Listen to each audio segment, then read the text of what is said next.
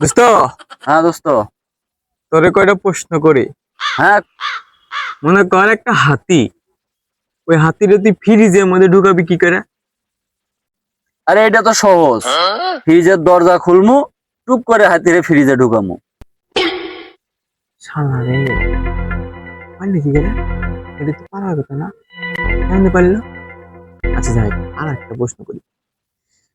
আচ্ছা, মনে কর দোস্ত, একটা গাধা, এই গাধাটা ফ্রিজের মধ্যে ঢুকাবি কি করে?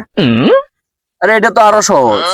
ওই যে হাতিরে ফ্রিজে রাখছি, হাতিরে ফ্রিজ থেকে বের করমু, তারপরে গাধারে ফ্রিজে ঢুকামু। হ্যাঁ, আজকে সব পারে কে? বুঝলাম না। আচ্ছা কি মন্ত্র পড়ে আছে, আটকানো যাচ্ছে না কে? আচ্ছা দেখ, আর একটা প্রশ্ন করি তাহলে, এখানে কি হয়।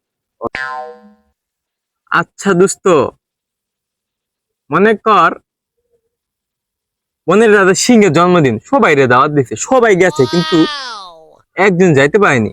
এটা কেটা? কেন? গাধা। ওরে যে ফ্রিজে ঢুকে রাখছি, ও যাবে কিভাবে? ওরে আমি ফ্রিজ থেকে বের করলে তবেই সে না ও যাবে।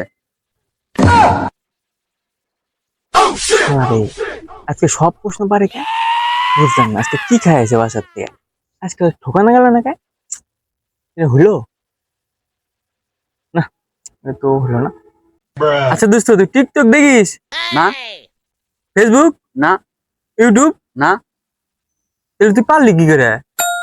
তুই যে ভিডিওগুলো দেখিস আমাকে ঠকানোর জন্য, আমিও ওই ভিডিওগুলোই দেখি, যাতে তুই আমাকে ঠকাতে না পারিস।